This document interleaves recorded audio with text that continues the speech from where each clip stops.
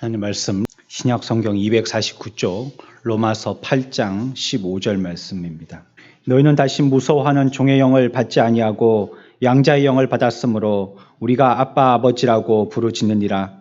성령이 친히 우리의 영과 더불어 우리가 하나님의 자녀인 것을 증언하시나니 자녀이면 또한 상속자 곧 하나님의 상속자요 그리스도와 함께 한 상속자니 우리가 그와 함께 영광을 받기 위하여 고난도 함께 받아야 할 것이니라. 아멘. 우리 한 해 동안 빠지지 않고 앞에 나와서 미리 준비하고 찬양한 또 지도해 주신 우리 백민미 집사님, 우리 학생들 찬양대 우리 박수로 한번 응원하겠습니다. 이들의 삶에 이들이 부른 가사가 그들의 삶으로 변화되어지기를 축원합니다. 우리가 할 때 구경하는 것이 아닙니다. 함께 찬양하는 것입니다. 어쩔 때는 내가 참 표현하고 싶었는데 참 말수도 없고 표현력도 떨어지고 또 내가 뭐 그렇게 그런 걸 공부하지도 못했고 있기 때문에 어떻게 할까 하고 마음에 여러 가지 혼란스러운 생각들로 어지러워 있을 때 우리 학생들이 나와서 찬양할 때 저게 내가 하고 싶었는 말이다 하고 무릎이 쳐질 때가 많습니다. 여러분들의 그런 찬양이 날마다 하나님을 찬양하고 또 주님께 대하여서 그런 마음을 가지고 기울여질 때에 여러분들의 앞길을 하나님께서 여러분들이 노래한 것처럼 인도하여 주시고 지도해 주실 것입니다. 우리는 이전 시간으로부터 해서 우리의 회심에 여러 가지의 다양한 변화들의 삶들을 성경에서 제시하여 준 대로 우리가 살펴보았고 또 그 삶들 가운데 공통적인 진리의 말씀의 복음이 그들을 변화시킨다는 것도 우리가 확인해 보았고 또한 이 일을 갖다가 주장하시는 것은 그 진리의 복음의 말씀을 들어 쓰시는 성령님이라는 것도 배워보았습니다. 그래서 오늘 우리는 그 성령님에 대해서 조금 더 공부해 볼 건데 오늘 우리가 주보에 나와 있는 대로 양자의 영이다 라고 이렇게 이름을 불러 놓고 있습니다. 오늘 우리가 읽었던 말씀의 15절에 너희가 다시 무서워하는 종의 영을 받지 아니하고 양자의 영을 받았으므로 라고 얘기하고 있습니다. 길게 제목을 쓸 수 있으면 종의 영, 양자의 영 이렇게 다 써보겠지만 지면이 부족해서 그냥 양자의 영이라고만 썼습니다. 양자의 영, 이거 다시 얘기한다면 거듭난 그리스도인으로서의 삶이다라고 여러분들이 다시 한번 기억하시면 되겠습니다. 이게 뭘 도대체 얘기하는 건지, 뭐 양자의 영이 뭐고, 뭐 또 성령이 무엇이고, 성부의 영이 뭐고, 이거는 그냥 은유적인 표현입니다. 그냥 그렇다라고 표현하는 것이지만, 양자의 영을 성령이라고 얘기하는 것은 조금 무리가 있고, 양자의 영은 우리가 그리스도인으로서 성령을 통하여서 구원받은 하나님의 백성이 되어진 변화되어진 영이다 이렇게 생각하시면 되겠습니다. 그럼 이전은 15절에서 뭐라고 얘기했냐면 무서워하는 종의 영이다. 우리의 이전의 삶은 동일하지만 그 전에 우리의 영은 종의 영의 삶을 살았다면 이제는 양자의 영의 삶을 사는 자가 되었다. 이러한 서로 대조적인 의미로 우리가 이해해 보면 되겠습니다. 성령님은 인격체이십니다. 우리와 함께 계시고 저와 여러분들이 있는 이 현장에도 함께 계시는 분이십니다. 그래서 우리가 무엇을 하고 어디에 있든지 간에 두려워할 것이 없습니다. 그분이 우리와 함께 하시기 때문이죠. 그러나 또한 우리가 경외심을 가져야 하는 것은 그분이 우리와 함께 하신다는 고백과 같이 여러분들이 무엇을 하든지 그곳에 계시기 때문입니다. 그것은 비단 여러분들이 선하고 하나님 앞에 자랑할 만한 일뿐만이 아니라 간혹 부끄럽고 숨기고 싶은 일을 할 때에도 함께 하신다는 겁니다. 함께 동조자가 되어주신다는 의미에 함께 하신다는 의미가 아니라 여러분들이 지켜보고 계신다는 겁니다. 저는 가끔 그래서 장례 예배 집례하러 가서요. 어제까지 같이 얘기했던 분이잖아요. 이분이. 여기 지금 누워 계신 분은 어제까지 나하고 얘기하고 같이 뭐 웃고 같이 뭐 그것 가지고 먹고 했던 분인데 그분이 지금 여기 옆에 누워 계신 거예요. 육신은 누워있고 영은 하나님의 부름을 받고 하늘나라 갔습니다. 그러면 제가 생각할 때 이 땅에 계실 때에는 비록 우리가 얼굴 보고 얘기하고 먹고 하지만 공간이 다르면 서로 만날 수가 없잖아요. 그래서 나의 부족함이나 누추함을 그분은 모릅니다. 나는 이렇게 비밀스럽게 그런 것들은 공개하지 않거든요. 여러분들 뭐 사람들 앞에서 코 파는 거 보여주겠어요? 그런 거 안 보여주겠죠. 그러니까 부끄러운 건 안 보여준단 말이에요. 그리고 굉장히 젠틀한 것만 서로 보여주려고 하죠. 그러니까 그분은 나에 대한 이미지가 저분은 굉장히 멋진 분이야 이렇게 생각한다는 겁니다. 하지만 이제 하늘나라 가서는요 전혀 얘기가 다릅니다. 하늘나라 가서는 다 보시는 거예요. 우리를 이렇게 굽어서 이렇게 밑을 살펴보는 겁니다. 그러면 이전에 우리가 공간으로 시간으로 제약받았던 면들이 가려지지 않고 그분 앞에서는 다 공개되는 거예요. 그런데 그렇게 생각했다가 그래서 막 겁이 나기도 하고요.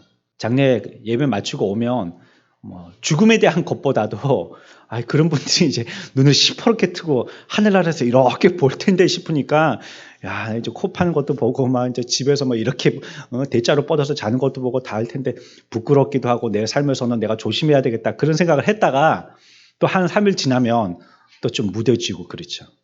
성령님을 그런 의미로 조금 생각해 보시면 좋겠어요. 성령님도 여러분들이 어디에서 무엇을 하시든지 그 옆에 같이 그 현장에 계신 겁니다. 여러분들을 살피고 계신 거죠. 그래서 성령님은요, 우리를 자꾸 뭐 하도록 하시냐면 하나님의 그러하심과 같이 거룩토록 만드십니다. 우리에게는 거룩이 없거든요. 그러나 성령님이 우리를 자꾸 거룩하도록 만들어 가시는 겁니다. 그래서 그 말씀이나 진리에 대하여서 우리들에게 계속 선포하고 가르치시고 그래서 그것을 배우고 안 자들에게는 그 말씀을 순종하는 마음까지도 성령님이 주셔서요. 우리의 마음에 새로운 성품을 갖게 하는 겁니다. 이전까지는 막 우격다짐으로 하려고 그러고 무력으로 하려고 했고 그랬던 사람이 이제 성령님으로 교화되고 주의 말씀을 통해 가지고 성화되어서 그 삶이 이제는 그렇게 무력이라든지 우격다짐이 아니라 말로 하고 대화로 하고 인격으로 하고 자선으로 하고 선함으로 하는 이런 사람으로 바꾸게 하시는 이런 일, 이 일을 성령님이 하시는 겁니다. 지금 여러분들이 보았을 때에 예전의 나의 모습과는 많이 바뀐 모습을 본다면 물론 여러분들이 열심히 노력하셨기 때문입니다. 박수를 보냅니다. 그런데 분명히 그 일에는 성령님이 그 일에 개입하셨습니다. 간섭하셨고 그렇게 하셨기 때문에 우리가 이만큼이라도 될 수 있는 겁니다. 그런데 이 성령님과 우리가 멀어지고 성령님에게서 우리의 감을 떨어뜨릴 때 우리가 자꾸 죄짓고 그러면 어두운 가운데 거하고 그러면 자꾸 암흑의 세계에 빠져들려고 그러면 빛과는 점점 멀어지는 거예요. 점점 멀어지는 것입니다. 그러면 이제 성령님도 우리와는 점점 같이 예전에는 공유하고 얘기하고 말하고 같이 즐기고 웃고 하셨는데 이제는 아무 말씀도 안 하세요. 기분이 상하셨어요. 그러면 우리들도 빛을 잃게 되고요. 그 다음부터는 우리들도 아무리 애쓰고 힘써도 안 되는 것입니다. 그때는 나의 노력 가지고는 안 돼요. 그런 걸 한번 경험해 보면 이게 내 스스로 노력 가지고 열심히 한다고 되는 게 아니구나 알게 되고 성령님의 살아계심을 새삼 깨닫게 됩니다. 근데 기도도 우리가 엎드려서 내가 하고 싶을 때 와서 그냥 푹 엎드려서 주여 부른다고 기도가 잘 되지 않는 걸 보지 않습니까? 성령님이 도와주셔야지 되는 것입니다. 그와 같이 성령님은 우리들에게 어떻게 하게 하시냐면 우리를 뭐 하게 하신다고요? 거룩하게 하신다. 거룩하게 하고 우리에게 새 성품으로 가다듬게 하시는 이 일을 성령님이 하시는 것입니다. 사도 바울은 특별히 오늘 율법하고 복음을 대조하고 있습니다. 아주 극한의 의미라고도 생각할 수 있겠지만 우리가 말씀의 말미에 가서 다시 한번 설명을 드리겠지만 그러나 율법은 복음으로 가는 과정이지 전혀 필요 없는 요소는 아닙니다. 우리가 아이가 성장할 때에 성장통이란 걸 겪잖아요. 뭐 어디 누구한테 맞은 것도 아니고 다친 것도 아닌데 밤에 으아 하고 막 낑낑거려요. 그래서 엄마가 왜 그러면 막 무릎이 아파요, 막 팔꿈치가 아파요. 그래가지고 엄마가 밤새도록 여기 주물러주고 그러면 또 자고 말이에요. 그게 아이가 이렇게 막 얼마나 빨리 크는지 막 이렇게 천천히 크는 게 아니고 성장 속도가 굉장히 빠르니까 막 근육도 늘어나고 막 뼈도 늘어나고 막 그 안에 있는 막 물렁뼈도 늘어나고 갑자기 막 늘어나니까 잘 때 그런 게 막 호르몬이 분비돼서 그렇게 성장되니까 아픈 거예요, 아이가. 근데 그거 없으면요, 아이가 성장을 못 하는 거잖아요. 나중에 보면 아빠 신발보다 더 큰 신발이죠. 이 발이 이따만 길쭉해가지고 막 오리발처럼 이래가지고 막 발도 커지고 얼굴도 커지고 손도 커지고 몸도 커지고 나중에는 뭐 누가 누구를 낳은지 구분이 안 될 정도로 부모보다 훨씬 더 크잖아요. 그런 과정이 있기 때문에 이렇게 큰 성장한 어른 모습처럼 아주 건장한 모습이 되어지듯이 말이죠. 우리들에게도 율법은 뭐 필요했어? 과거일 거고 구약시대 때 뭐라고 그랬죠? 우리가 지난 성탄절날 우리가 배웠을 때 그렇게 말씀드렸잖아요. 구약은 신약의 예언이다라고 얘기했잖아요. 신약을 말씀하실 때 구약을 가지고 얘기했어요. 그러니까 이제는 필요 없어. 실존이 있는데 그림자가 뭐 필요해? 뭐 예전에 뭐 그렇게 뭐 어떻게 우리들에게 뭐가 그렇고 그렇지 비슷하게 생겼지 이렇게 설명했던 걸 이제는 딱 보여주면서 설명하는데 뭐 필요해? 그래서 구약은 필요 없어. 쓰레기통에 갖다 버려. 구약은 읽을 필요도 없어. 그 의미하는 거는 너무 오늘날하고 동떨어져 있어. 이렇게 해서 안 된다는 겁니다. 구약의 율법의 과정이 없으면 신약의 복음에까지 이르를 수가 없어요. 우리가 영으로 하니까 육신은 그러면 아무렇게도 해도 되느냐? 우리가 영의 사람이니까 영혼이 진짜 사람이니까 육신은 없어도 되느냐? 안 돼요. 육신 없이 그 사람이 사람입니까? 귀신이지. 우리가 육신 없이 이 땅에서 어떻게 신앙생활을 하겠어요? 육신 잘 보존하셔야 됩니다. 육신이 아무것도 아닌 게 아닙니다. 그릇이 없는데 거기다 물을 갖다가 어떻게 받쳐들겠어요? 그릇이 있어야지 물컵에 물을 받칠 거 아니에요. 몸 잘 보존해야 됩니다. 내 몸이다고 내 입에다가 아무거나 막 집어넣어서는 안 되는 거예요. 그것처럼 말이죠. 우리도 이 땅에 있는 동안에 이 율법이라는 어떻게 보면은 모양 같고 형식 같고 예전의 그림자와 같지만 그러나 그것은 반드시 복음으로 가는 과정이기 때문에 불필요한 것이 아니다. 이거 여러분들이 이해하시기 바랍니다. 그래서 이 두 가지를 사도 바울은 대조하고 있어요. 무엇과 무엇이요? 무엇과 무엇이요? 율법과 복음. 이 두 가지를 딱 대조해서 우리들에게 바울이 설명하고 있다는 것입니다. 이 차이를 말씀하실 때 뭐라고 얘기하냐면 요한복음 1장 17절에서 이렇게 얘기하고 있어요. 율법은 모세로 말미암아 주어진 것이요. 은혜와 진리는 누구로 말미암아 주어진 것일까요? 그렇습니다. 예수 그리스도로 말미암아 온 것이라 이렇게 얘기했어요. 율법은 모세에게서 주어졌지만 은혜와 진리는 예수 그리스도로 말미암아 온 것이다 이렇게 얘기하고 있습니다. 율법은 어떤 기능이 있냐면 죄인의 범죄와 위험을 꾸짖고 책망합니다. 우리가 이 사람이 무슨 죄를 졌다라고 사회법으로 그 사람을 갖다가 질책할 때는 법이 있기 때문이죠. 그러니까 시대가 자꾸 발전될수록 현대가 더 될수록 법은 더 많아져요. 그리고 우리 삶에 법을 쓸 일은 더욱더 밀접해져요. 이제는 법과 멀리 살았던 사람도요. 이제는 법을 알아야 되고 그 서비스를 활용하게 돼요. 점점. 이제 법이 있으니까 이 사람이 죄다 아니다를 갖다가 판정하게 되잖아요. 그것처럼 이 세상에 있는 우리들도 범죄, 위험 이런 것들에 대해서 율법은요. 꾸짖어요. 너 범죄했다. 법은 이렇게 얘기했는데 너는 지금 그 법대로 하지 않았지. 넌 범죄자야. 이렇게 얘기하고요. 그리고 너 그렇게 하면 안 돼. 꾸짖는 겁니다. 그 역할을 하는 것이 바로 율법입니다.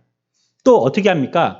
그럼을 통하여서 하나님은 어떤 분이신지를 알게 해서 하나님의 정의를 깨닫게 합니다. 이것이 하나님이 원하시는 것이구나.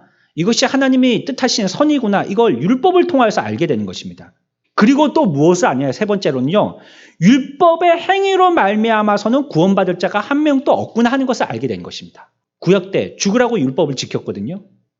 한 개도 613개의 조항 중에 한 개도 안 지키려고 하는 사람은 없어요. 다 지켜보려고 했어요. 그렇지만 어느 누구도 그 율법의 조항들을 다 지켜서 구원받은 자는 없더라고 얘기하고 있는 거예요. 그래서 왕도 나타나고 그래서 어떤 성인도 나타나고 뭐 나시린도 나타나고 뭐 어떤 사람도 나타나는데 이 사람들이 나타나가지고는 그 율법의 조항들을 지켜서 구원받지는 못했더라는 거예요. 대단하게 보이던 왕도 결국은 실수하고 죄짓고 잘못하고 하나님 앞에 범죄의 사람이 됐다는 거예요. 우리가 그렇게 위대하게 생각하는 구약하면 딱 떠오르는 뭐 다윗과 같은 사람도 말이에요. 그랬다는 것이에요. 이것이 율법이 우리들에게 주는 역할이고 또 우리에게 영향력입니다. 율법은 죄를 꾸짖고 죄를 두렵게 하게 하고 말이죠. 그리고 하나님의 정의가 무엇인지를 알게 하고 율법을 통해서는 구원을 받을 수 없구나를 깨닫게 하는 역할을 하는 것. 그것이 바로 율법인 것입니다. 그래서 이것은요. 율법이라는 것은 결국은 무엇을 하는 것이냐? 사형 선고하는 것입니다. 너 죄인이지? 이거 하려고 하는 것입니다. 그게 율법입니다. 율법의 역할은 그것입니다. 사형 선고하려고 하는 것입니다. 그래서 결국은 율법을 통해서 그 사람을 갖다가 어떻게 유익되게 하기보다는 그 사람을 정죄하려고 하는 것입니다. 율법이 있다는 것이 그 사람의 죄를 달아보는 거거든요. 율법이라는 것은. 율법의 저울 위에 어떤 사람이라도 쓰면요. 영점을 그대로 지키는 사람이 없습니다. 어떤 선인이라 할지라도 어떤 거룩한 사람처럼 보이는 사람이라 할지라도 율법이란 저울에 올라갔다 하면 눈금이 제로에 머물러 있는 사람은 전혀 없어요. 다 움직이게 되는 것입니다. 이것이 율법이 하는 것이죠. 정죄하고 그 사람의 죽음을 언도하고 하는 것이 율법이 하는 것입니다. 사도 바울은 이 율법에 대해서 설명할 때 시대적으로 좀 설명합니다. 저도 설명드렸던 것처럼 구약 시대 때는 율법의 시대이고 신약 시대 때는 복음의 시대다. 이런 식으로 설명하기도 합니다. 그래서 우리들은 율법이라는 것을 갖다가 구약 시대의 산물로만 이렇게만 생각하는데 또 뒤에 가서 설명할 때는 또 뭐라고 설명하냐면 아주 특이한 방법으로 설명하는데 이것이 모든 성도들의 삶 가운데 공통적으로 나타나는 과정이다. 이렇게 설명합니다. 율법에서 복음으로 지나가는 게 구약 시대에서 신약 시대로 지나오면서 과정 가운데 무엇이 정의가 되어지고 무엇이 구원이 되어졌는지를 얘기할 때 구약 때는 율법이었는데 이제는 그게 신약 때에는 복음이 되었다라고 했다가는 이제 다음에 가서는 우리의 성도의 삶이 그와 같은 두 단계를 거쳐야 된다 이렇게 얘기합니다. 그렇다면 사도 바울의 설명대로라면 우리의 삶 가운데 율법대로 사는 삶이 있다가 나중에는 무슨 삶으로 바뀐다고요? 복음의 삶으로 바뀐다는 겁니다.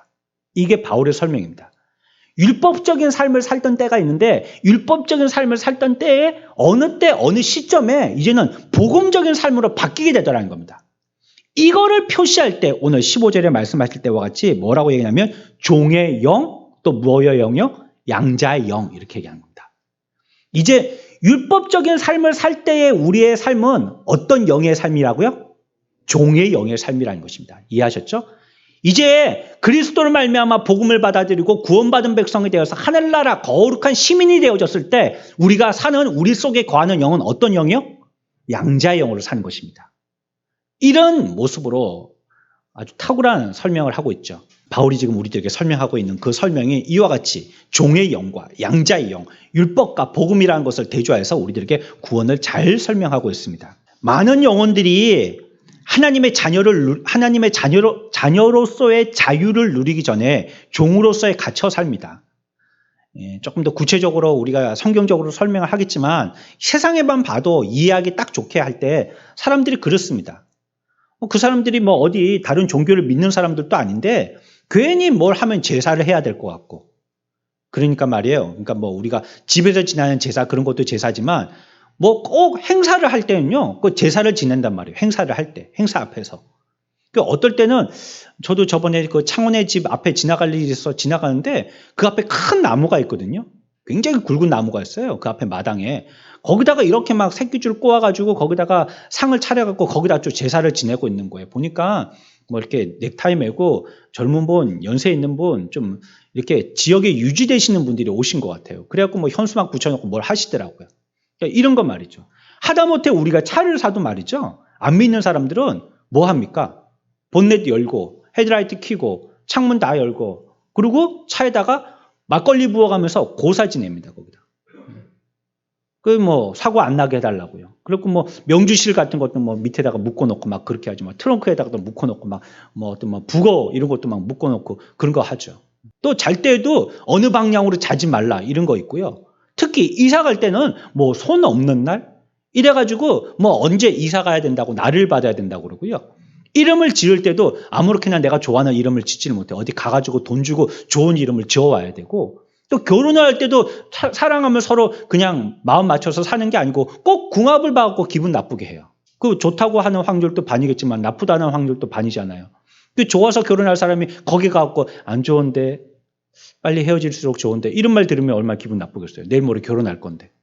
우리가 안 믿는 사람들도 보면 무엇인가 당신들은 종의 영의 그 종의 영의 그런 부자유의 가운데 살고 있어요라고 설명을 하지 않더라도 이렇게 얽매운 가운데 살더라는 거예요. 굳이 그렇게 해야지만 된다라고 생각하고 살더라는 것이에요. 전부 종으로 갇혀서 사는 것이죠. 이런 상태는 종의 영을 받아서 두려워하는 것이 아닙니다. 믿기 이전에 그 삶이 종의 영의 두려움의 상태가 아니라 자기가 종의 영을 받아서 종의 영의 상태라서 위험 가운데 있던 걸 갖다가 분별하지 못하는 겁니다. 내가 위험하다는 걸 깨닫지 못하는 거예요. 내가 이런 행위를 자꾸 하면서 사는 것은 구원에서 점점 더 멀어지는 것이라는 걸 모르는 것입니다. 비참함이라는 것도 이해하지 못하고요. 인생이 이 땅에서의 삶이 끝이라고 생각하거든요. 1년에도 몇 차례씩, 많으면 한 달에도 몇 차례씩 장례식 가서 바로 대면했던 분의 영정사진을 보고 그 앞에서 슬퍼하면서도 돌아올 때는 자기는 그 영정사진의 주인이 될 줄 아무도 모르거든요. 설마 내가 그렇게 되겠나 부준하고 그러고 오는 거죠. 자기가 결국은 거기에 영정사진의 주인 될 줄은 생각도 안 하는 거예요. 어리석습니다, 인간이. 그러니까 그 비참함 가운데 있는 걸 모르는 거예요, 인간들이. 그리고 죽고 난 다음엔 뭐 개나 고양이가 죽은 것처럼 잠자는 것처럼 조용하겠지, 이런 얘기하는 겁니다. 그래요. 만약에 그렇다고 쳐요. 안 그럴 확률도 50% 있는 겁니다. 우리의 영혼이라는 시간을 두고 우리가 이것 갖고 어디서 뭐 게임을 하듯이 그렇게 해서야 되겠어요? 정확한 길을 보고 정확한 길을 찾아가야 되잖아요. 그러니까 이 비참함에서 탈출하려는 의도가 없어요. 우리가 전도할 때 그런 얘기 많이 듣습니다. 예수 믿고 구원받으세요 얘기하면 바빠서 못 믿는다고 얘기해요. 예수 믿는 것보다 더 바쁜 게 있다는 거예요. 다시 얘기하면 자기가 영혼의 구원받는 것보다 이 세상의 현세가 더 중요하다, 이 말입니다. 그러니까 현세가 그 삶의 끝이다라고 생각하는 거죠. 그리고는 자기들에게 묶여있는 이 쇠사슬이 그냥 더 이상 불편하지만 않으면 이대로 묶여있기를 원하는 거예요, 사실은. 자신이 죄의 노예이고 정욕의 노예이면서 그것을 깨닫지 못합니다. 그리고 오히려 안목의 쾌락과 육신의 정욕을 계속 추구합니다. 더 기쁜 것, 즐거운 것, 하고 싶은 것, 마음에 흡족한 것, 더 자극적인 것, 더 화려한 것, 사람들이 우러러 봐지는 것, 어깨 으쓱하는 것, 이런 것들 자꾸 추구하게 되더라는 것입니다. 어떨 때는요, 자신의 생활을 굉장히 사랑해서요, 다른 사람들에게 내보였을 때 부끄러운 것까지도 자랑스럽게 생각하는 지경에 이르기까지 되어집니다. 그렇지만 하나님의 말씀과 영으로 깨달은 사람은요, 무서워 떨게 됩니다. 그래서 우리가 앞에서 살펴본 대로 성경의 많은 구원받은 사람들이 동일하게 그들의 입에서 고백하는 고백이 무엇이냐면, 선생님들, 내가 어떻게 해야지 구원을 얻을 수 있겠습니까? 라는 고백입니다. 표현은 조금씩 다르지만 자기에게 구원의 복음의 메시지를 전해준 그 사람에게, 선생님, 내가 어떻게 해야지 구원을 받을 수 있죠? 너무 다급하고 지금의 삶이 그렇다는 것, 그 비참함에 처해 있다는 것을 이제 깨달아서 두려운 가운데 선생님에게 구원의 길을 묻고 있는 것입니다. 동일한 구원에 대한 고백입니다. 그리고 그것을 깨닫게 되어지면 이제는 공포스러워집니다. 저는 한 개도 안 두려웠고 한 개도 겁도 안 났고 생각하지 않았기 때문에 거기에 대해서 굳이 내가 마음의 부담을 가질 필요가 없었었는데, 이제는 부담스러운 거예요. 겁나는 거예요. 두려운 거예요. 왜냐하면 율법을 알았을 때 하나님의 말씀의 율법은 그 사람에게 대하여서 진노를 이루셔요. 하나님의 불꽃과 같은 눈동자는 그 사람의 죄를 향하여 있거든요. 그 사람이 죄 가운데 있다는 것을 갖다가 깨닫게 되어지면 하나님이 나를 그와 같이 눈빛으로 보고 계신다는 것을 알게 되는 것입니다. 두렵죠. 삶과 죽음이 하나님께 매여 있는데 그와 같은 눈으로 보았을 때 하나님의 눈만 한번 찔끔 감으시면 그 생명은 끝나는 것이잖아요. 이 진노는 사람의 힘으로는 구원을 얻지 못하는 것이거든요. 우리의 힘으로는 이 진노에서 벗어날 수가 없는 것입니다. 그래서 우리들은 비참함의 노예 상태에 있다는 것을 깨닫게 되는 것입니다. 이 세상의 모든 인생들이 이와 같이 종의 영을 가지고 이 세상에서 비참한 가운데 하나님의 두려움이 임하였으나 두려움인지 깨닫지 못하고 살고 있구나, 그런 삶을 살게 되더라는 것입니다. 그래서 그런 사람은, 이제 깨닫기 시작한 사람의 마음은요, 그때부터 하나님에 대해서 생각할 때 하나님을 어떻게 생각하냐면 두려움과 공포의 하나님으로 생각합니다. 두려움과 공포의 하나님으로 생각해요. 이것은 무엇인가 인형을 만들어서 외형적으로 우리에게 공포감을 주려고 하는 공포가 아닙니다. 자기가 스스로 이제는 알고 깨달았기 때문에 생기게 되는 공포입니다. 우리가 어디 절 같은 데 가보면요, 그 일주문 들어갈 때 보면 양쪽에 막 인형이 막 눈 이렇게 튀어나와가지고 손에 막 칼 들고 창 들고 막 이러고 불아리고 앞면을 보고 있는 게 아니고 밑에 지나가는 사람을 보고 막 이렇게 찌르려고 하고 있죠. 거기 지나가려면 섬찟하죠. 밤에 지나가려면 섬찟하죠. 막 나를 쳐다보고 막 나한테 뭐라 하는 것 같고 겁이 나잖아요. 그런 외형적인 것을 보고도 우리가 겁을 내는데, 그런데 하나님의 말씀에 자기의 실체가 무엇인지 양심으로 깨닫게 되었을 때는 너무 공포스러운 것입니다. 율법은 노예 상태가 되게 합니다. 두려움을 발생시키고 또 내 마음에 고통도 생기게 만듭니다. 하지만 우리의 마음에 이 양심적으로 평화나 우리 마음속에 있는 죄인으로서의 이 죄를 갖다가 구원할 능력은 율법은 없는 것입니다.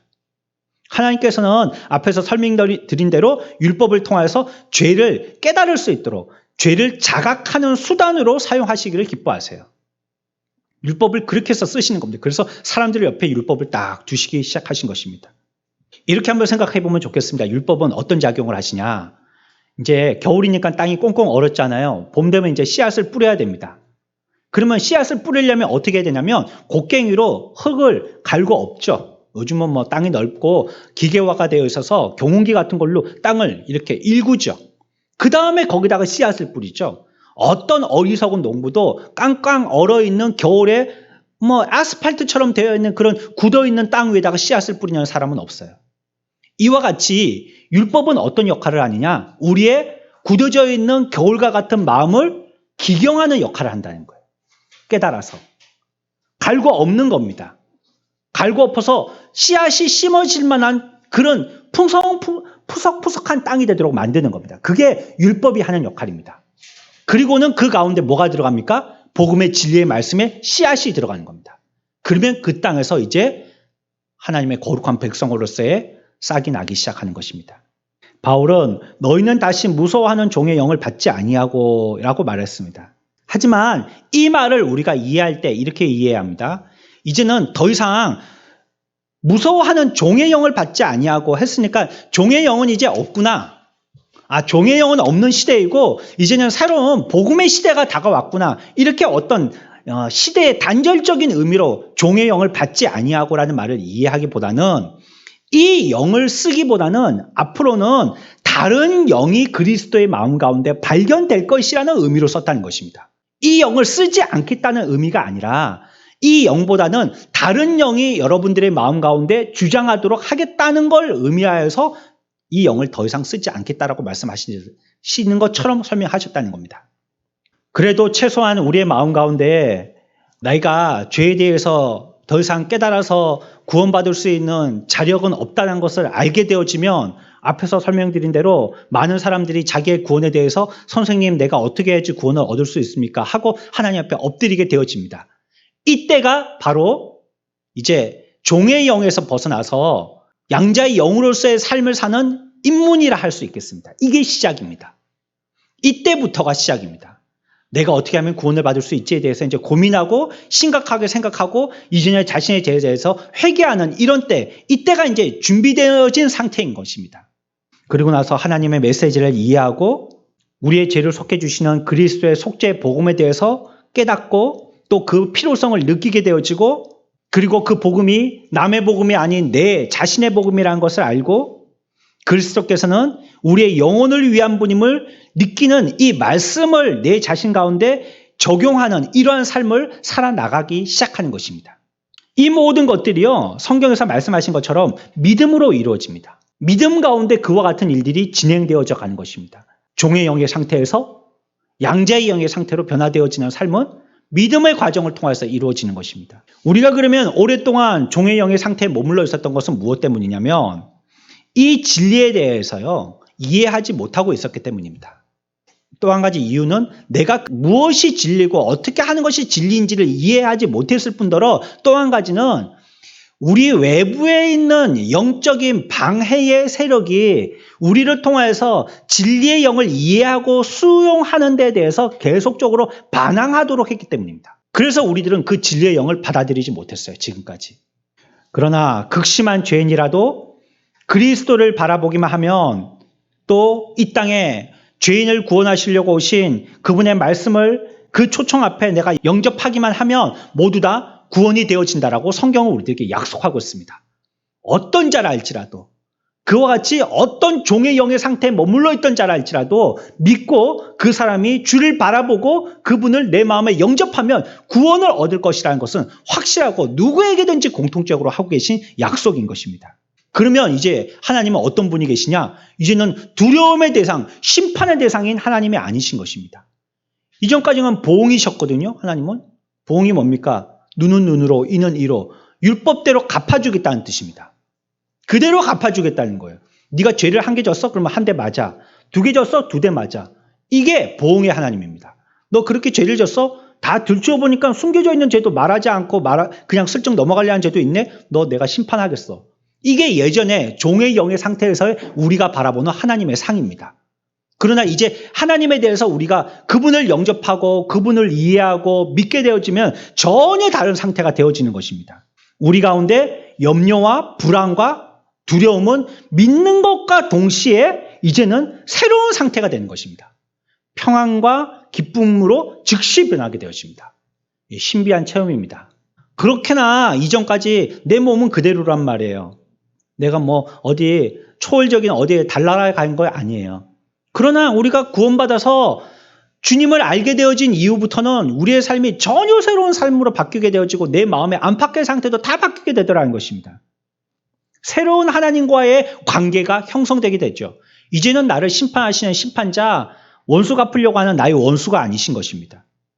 전에는 불순종의 진노의 자녀였지만 이제는 우리가 하나님 앞에서 어떤 자가 되느냐? 방금 전까지 심판대 앞에 내려와가지고 너 저가 뭐야? 너 죄 이런 죄야. 이렇게 단죄받았던 그런 상태.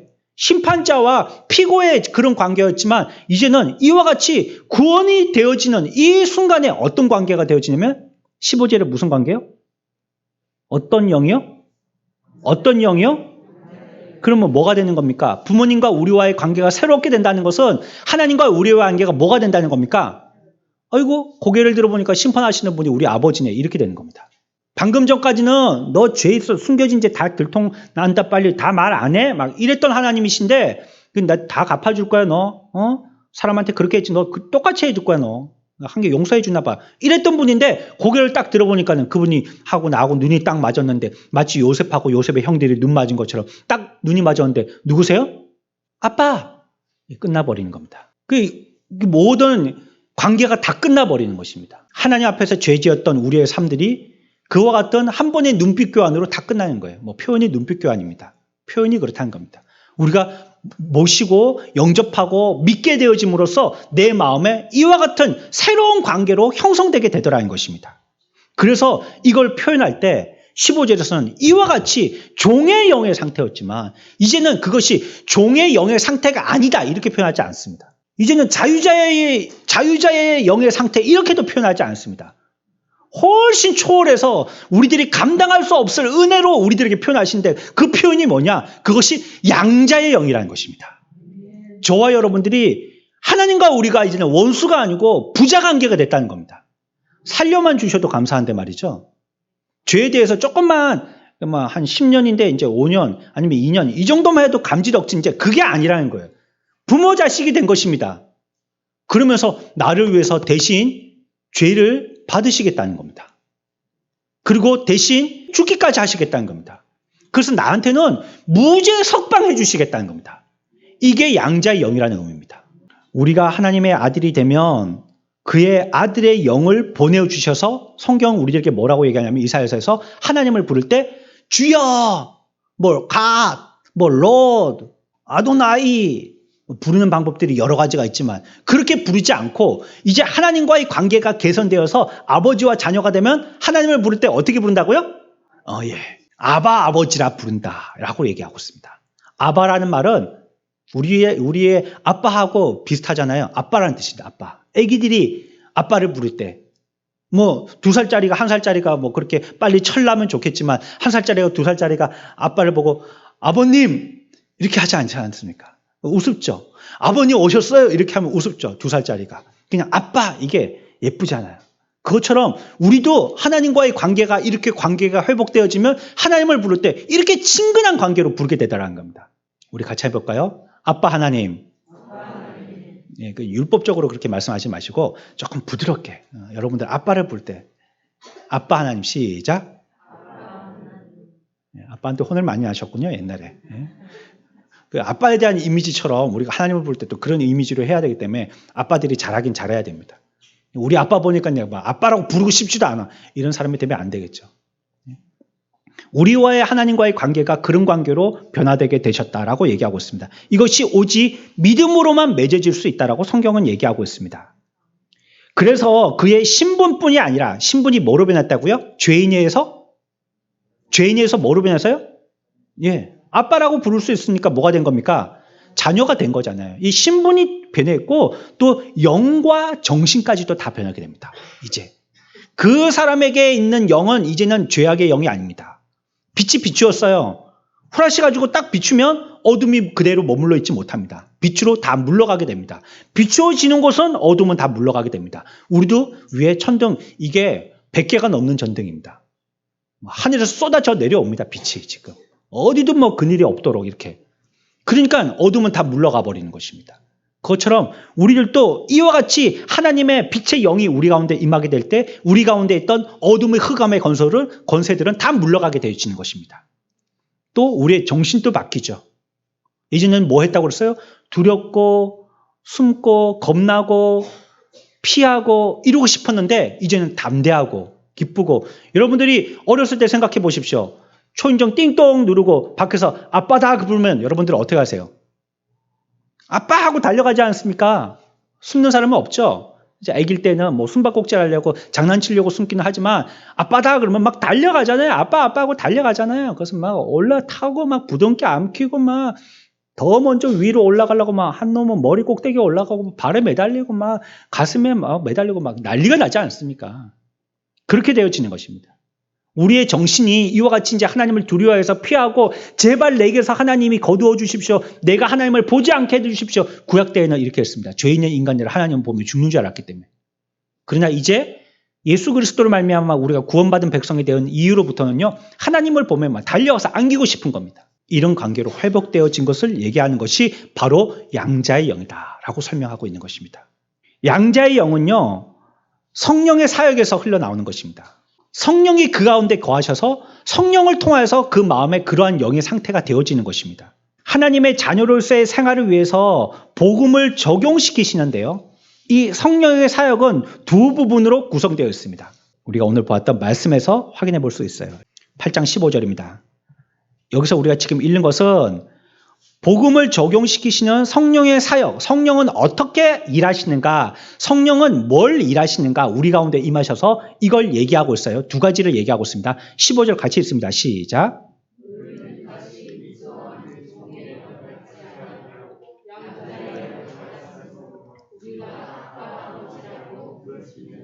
아멘. 첫 번째는 우리가 부르짖을 때 하나님께 아빠, 아버지라고 부를 수 있게 되어진다는 것입니다. 이게 성령이 하시는 일입니다. 그 마음에 진심을 다해서 하나님께 대하여서 하나님은 우리의 구세주시오. 참 하나님이십니다. 아버지십니다. 이 고백이 나오도록 하는 게 누가 하시는 일이라고요? 성령이 하시는 일이라는 겁니다. 이 첫 번째입니다. 이게. 성령의 사역의 첫 번째입니다. 두 번째는 뭘 하시냐? 16절 같이 읽습니다. 시작.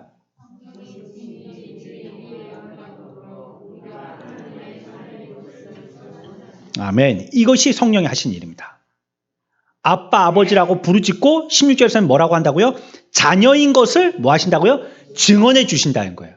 성령이 보증이 되신다는 말입니다. 저와 여러분들이 하나님의 자녀인 것을 예수님께서, 성령께서 연대 보증서 주시겠다 이 말입니다. 내가 책임지겠어 이 뜻입니다.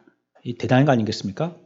여러분들이 만약에 창원시장이 나를 대신해서 보증 쓴다고 그러면 어깨에 힘이 빡 들어가겠죠. 내가 빚내가지고 쓰는 걸 자랑하고 다니겠죠. 왜냐하면 내 뒤에 창원시장이 나를 보증서 준다니까 말이에요. 근데 우리의 보증은 누구시라는 거예요? 하나님이 보증이 되시겠다는 겁니다. 너는 하나님의 자녀야. 너의 입으로 그렇게 부르짖었던 건 성령을 통하여서 부르짖게 되어져서 구원받은 하나님의 백성 되어진 거야. 너는 하나님의 분명한 자녀야. 내가 너를 증거할게. 이렇게 얘기하시는 겁니다. 그게 성령의 역사입니다. 성령이 하시는 사역의 두 가지입니다. 15절과 16절 자세하게 우리에게 설명하고 있습니다. 하나는 좀 어린아이 같은 기질이죠. 아빠, 아버지 부르게 하는 건요. 하지만 다른 것들은요. 조금 더 고상하죠. 아들됨의 보증과 확신을 얘기하고 있습니다. 성도들은요. 소망과 신뢰와 확신이 있어야 됩니다. 예수 믿는 사람이 어깨에 축 처져 있고 자꾸 막 땅이 꺼지라고 한숨 쉬고 하늘을 보면서 내가 왜 살지 이렇게 하면 안 됩니다. 소망을 가져야 됩니다. 소망을 가져야 돼. 비록 이 땅에 소망이 없더라도 하늘나라 소망을 가져야 됩니다. 나에게는 아무도 친구 되어주는 자가 없어갖고 극단적인 결단을 하는 사람들이 많은데 왜 아무도 나로 함께 해주는 사람이 없습니까? 성령이 나와 함께 하시겠다고 약속하셨지 않습니까? 나와 함께 하신 내 주변에 지금 계신 것입니다. 그러니까 우리가 그 가운데 주님을 전적으로 의지하고 나와 함께 하시는 주님 신뢰하는 것입니다. 그리고 우리들은 확신 가운데 살아가는 것입니다. 무슨 확신이요? 내 자신이요? 내 생각이요? 내 지혜요? 여러분들 지금 살아왔던 경험이요? 부모에게 배워왔던 거요? 전통이요? 아니요. 무슨 확신입니까? 말씀의 언약의 확신입니다. 우리를 살리시고 앞으로도 살리시고 우리의 후손까지 영원히 살리실 하나님의 언약의 약속, 진리의 말씀, 이걸 우리는 확신하는 것입니다. 목사의 말 확신하는 거 아닙니다. 저 사람이 믿을만한 사람이니까 내가 사귀어보니까 저 목사라는 사람이 얘기하는 건 믿을만 하더라. 그래서 확신하는 게 아닙니다. 목사의 입에서 나오는 하나님의 말씀을 확신하는 겁니다. 목사는 자기 사람 만드는 사람이 아니에요. 어쩜 성도들은 교회에 계속 지속적으로 주인 역할로서 있지만요. 목사는 이따가 가기도 합니다. 사람으로 본다면 교회 주인은 성도들이에요. 목사들이라기보다도. 목사는 그저 하나님의 말씀을 전하여 줄 뿐이에요. 그러니까 사람의 목소리나 사람의 인품이나 사람의 됨됨이를 보고 그 사람을 확신하는 게 아니고 거기서 나오는 하나님의 말씀이 분명하기 때문에 그걸 확신하는 겁니다. 그러니 우리가 이 시대에 살 때 어디로 가야 될지 갈등할 게 없잖아요. 왜? 말씀대로 하면 되잖아요. 말씀은 21세기의 내비게이션입니다. 우리가 어디로 가야 될지 그 길을 좌회전입니다. 우회전입니다. 유턴입니다. 가르쳐주는 말씀이에요. 그러니까 우리가 그리스도인이 되었다면 무엇을 가져야 되느냐? 소망. 같이 해봅시다. 소망. 신뢰. 확신. 이거 가져야 됩니다. 그리스도인들이 이거 없으면 안 돼요. 예, 없을 수 있죠. 우리가.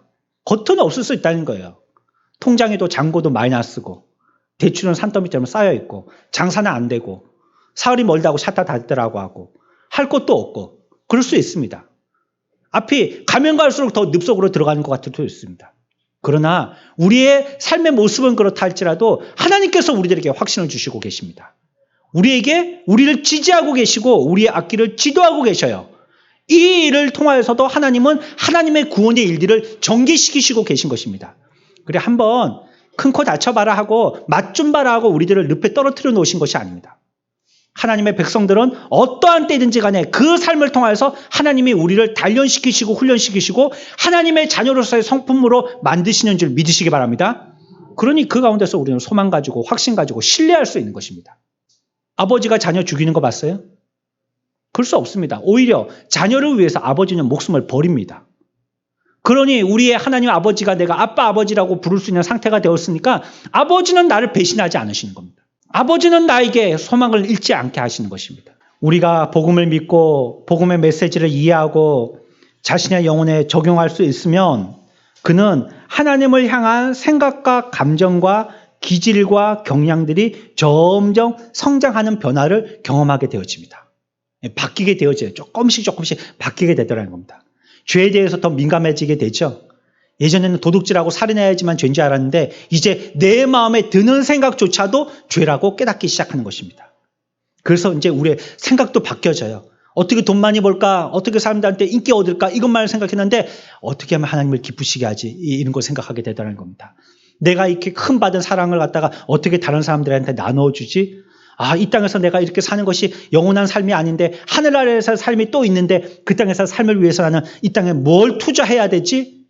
내가 뭘 계획해서 하늘나라 가서 잘 살지? 이걸 생각하게 되더라는 것입니다. 그러니 바쁠 것도 없고 그것 가지고 절망스러울 것도 없고 낭망스러울 것도 없고 그러니까 우리 생각과 기질과 성품과 인품이 다 바뀌게 되는 겁니다. 천국 시민다운 사람으로 바뀌게 되더라는 것입니다. 제목만 말씀드리고 지나가겠습니다. 그래서 이 양자의 영으로서의 삶은 어떤 삶이냐? 첫 번째는 거룩한 두려움을 불러일으킵니다. 우리 같이 해봅시다. 거룩한 두려움. 하나님을 사랑하기도 하지만 두려워하기도 한 것입니다. 그게 건강한 자녀입니다. 부모를 우습게 보는 자녀는요, 건강하지 못한 겁니다. 부모가 나의 친구처럼 대하는 건 좋지만요, 부모를 깔봐서는 안 되죠.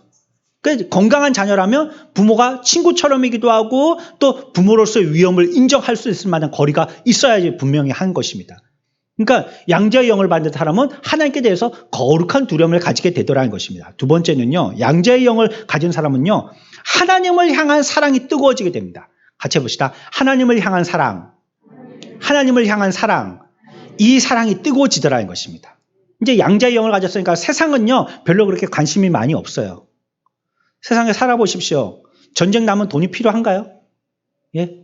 여러분들 지폐로 한 다발씩 갖고 있다 해도 그 전쟁 나면 그게 필요합니까? 그 필요 없어요. 아예 이만한 가마니 떼기 안에 있는 거칠고 흙먼지 잔뜩 묻어있는 감자 한 주머니가 훨씬 더 가치가 있지. 이 돈 그거는 뭐 불쏘시개나 쓸까 돈이 별로 쓸모없는 거예요. 죽을 때 보면 보십시오. 그렇게 뭐 기업의 총수들이 돈을 갖다가 쌓아놓고 있어도요. 그거 갖고 갑니까? 수의 한 벌뿐이 안 입고 가지 않습니까? 그것도 꽁꽁 묶인 채로 관에 껌껌하게 꽉 닫힌 채로 그렇게 묶여갑니다. 아무것도 돈은 못 갖고 가요. 우리는 이 땅에서 살 동안 그게 많으면 영원히 나를 지속할 수 있을 거라고 생각하지만 그렇지 못한 것입니다. 우리들은 이 땅에서의 소망보다도 하나님께 대한 하나님에 대한 사랑의 열정이 더욱더 뜨거워지게 되더라는 것입니다. 이게 변화받은 사람의 양자의 영을 받은 사람의 삶인 것입니다. 세 번째는요. 한 지체로서의 형제에 대한 사랑도 뜨거워지더라는 것입니다. 같이 해봅시다. 형제에 대한 사랑. 형제에 대한 사랑. 하나님을 향한 사랑과 형제에 대한 사랑은 두 가지가 아닙니다. 한 가지입니다. 하나님을 사랑했잖아요. 그러면 자동적으로 뭐도 사랑해요? 형제도 사랑하게 됩니다. 하나님을 깨닫고 형제를 사랑하는 사람은 분명히 하나님을 사랑하는 사람입니다. 나는 하나님을 사랑하는데 저 사람을 사랑 못해. 그 사람은 분명히 하나님도 사랑하는데 뭔가 결핍이 있는 사람입니다. 한 가지지 두 가지가 아니에요. 하나님께 잘했으니까 이제 두 번째 순서로 성도들에게도 잘해야지. 이게 아닙니다. 하나님을 사랑하면 형제들도 자연스럽게 사랑하게 되는 것입니다. 네 번째는요. 이 양자의 영을 가진 사람은요. 하나님과든지 성도의 관계든지 그 관계의 열망이 뜨거워지더라는 것입니다. 같이 해봅시다. 교제에 대한 열망. 교제에 대한 열망. 하나님을 사귀었던 사람은요. 아이고 이제 오늘 한번 사귀었으니까 이제는 한 1년 동안 안 사귀어도 되겠지. 이러지 않더라는 거예요. 사귀면 사귈수록 더 사귀고 싶다라는 것입니다. 세상에 밥은 어느 정도 먹으면 아무리 진수성찬이라 해도 더 이상 안 들어가죠. 근데 영의 양식은요. 먹으면 먹을수록 더 먹고 싶다라는 거예요. 하나님과의 교제도 하면 할수록 더 하고 싶다라는 거예요. 1시간 기도하는 사람은 2시간 하고 싶고 3시간 하고 싶고 날이 새도록 철야를 하고 싶고 계속 기도하고 싶은 마음이 드는 거예요. 한번 말씀을 들었고 그 말씀의 진미를 맛본 사람은 또 듣고 싶고 집에 가서도 또 인터넷으로 연결해서 듣고 싶고 또 휴대폰으로도 듣고 싶고 또 우리의 밴드로도 듣고 싶고 가서 듣고 싶고 묵상하면서 듣고 싶고 계속 듣고 싶고 그게 성이 안 차면 방송으로도 듣고 싶고 계속 듣고 싶은 거예요. 그게 성도로서의 교제도 아름답게 그렇게 연결되더라는 것입니다. 더 도와주고 싶고 더 사랑하고 싶고 더 위해주고 싶고 더 희생하고 싶다라는 것입니다. 다섯 번째는요. 양자의 영을 가진 사람은요. 세상 끝날까지 하나님을 신뢰하는 마음을 가집니다. 같이 해봅시다. 끝날까지 하나님을 신뢰하는 마음. 끝날까지 하나님을 신뢰하는 마음. 이 마음을 갖다라는 것입니다. 우리의 삶은 점점 우리들에게 위협적으로 다가옵니다. 이럴 때에도 이 양자의 영을 가진 사람은 끝까지 하나님을 사랑하기를 변치 아니하는 뜨거운 사랑을 불태우더라는 것입니다. 그래서 우리의 옛 선배들은 신앙을 지키기 위해서 순교하였습니다. 죽었다는 겁니다. 그 사랑이 처음에만 뜨겁고 뒤에 가서는 시들해가지고 우리가 몸에 어린아이 때는 힘이 있다가 나이가 들어가고 힘이 빠지는 것처럼 우리의 신앙도 처음엔 뜨거웠다가 끝에 가고 힘이 빠지게 되어진다면 죽을 수 있겠어요? 다 피하고 도망가지. 그렇지만 양자의 영을 받은 사람에서 바르게 구원받은 사람은요. 가면 갈수록 그 신앙의 뜨거움들이 열도가 더 뜨거워지고 더 끝까지 신뢰하게 되라는 겁니다. 저와 여러분들이 이런 삶을 사시기를 축원합니다. 갈수록 우리의 삶은 녹슬어서 없어지는 삶 되어서는 안 돼요. 써서 달아지는 삶, 하나님 앞에 불태워지는 삶, 더 장작개비처럼 많은 것들을 하나님 앞에 더 뜨겁게 열정을 태울 수 있는 이런 삶이 되는 것이죠. 여섯 번째는요. 양자의 영을 가진 사람은요. 즐겁게 순종하려고 하는 마음을 가지게 되더라는 것입니다. 같이 해봅시다. 즐겁게 순종하는 마음. 즐겁게 순종하는 마음. 하나님의 말씀이 이제 나한테 짐이 되지 않다라는 것입니다. 기쁘고 즐거워요. 그 말씀을 지키는 게 즐거워요. 그 말씀대로 사는 게 즐거운 것이에요. 아이고 그렇게 어렵게 어떻게 새벽기도 가노 이렇게 얘기하지만 새벽기도 가시는 분들은 갔다 오지 않으면 양심의 가책이 되죠. 가는 게 어려운 게 아니에요. 물론 이불 속에서 나가기는 힘들지만요. 갔다 오면 양심이 편안하고요. 주님 만나고 첫 시간에 어둠 가운데 많은 사람들이 잠자고 있을 때 하나님을 만나고 오니까 뭔가 나는 하나님의 더 뜨거운 사랑을 받는 것 같고 내 마음에 그런 게 생기는 것입니다. 그게 더욱더 행복하고 즐거움이고 내 기쁨이 되지 그것 때문에 내가 고통을 당하지는 않더라는 것입니다. 더 즐겁고 기쁘게 순종하게 되더라는 것입니다. 이 시대를 살고 있는 저와 여러분들, 우리들은 양자의 영을 받은 자들입니다. 더 이상 우리들은 종의 영에 시달리고 살고 있는 이런 노예의 삶을 사는 자들이 아닌 것입니다. 그래서 이런 것들에 대해서 여러 가지의 표현들이 있었지만요. 우리가 앞에서 배운 것처럼 우리가 받은 것은 노예적인 두려움이 아니라 이제는 우리는 아버지를 사랑하게 되어지는 그런 사랑과 두려움을 갖게 되어져서요. 이 땅의 삶에서는 하나님의 부성적인 사랑을 받고 또 우리가 배웠던 믿음의 그 진로를 알고 그 진로를 쫓아서 항진하는 이런 삶을 사는 자가 되는 것입니다. 이제 우리는 하나님을 아버지로 부를 수 있는 자들이 되어졌습니다. 하나님께 대하여서 우리의 신분은 완전히 변화되게 되어졌습니다. 이 땅에 살면서 우리가 이제는 더 이상 이 죄의 노예의 삶을 청산하고 하나님 앞에서 거룩한 하나님의 백성으로서 자녀다운 삶을 살아서 하나님께서 우리를 더욱더 지지해 주시고 이 땅에서도 우리가 오랜 시간과 노력을 들여서 하나님과 교제하고 하늘나라에 가서도 그 하나님과 영원토록 주님을 찬양하는 기쁨의 삶을 사는 저와 여러분들의 삶들이 다 되어지시기를 축원합니다.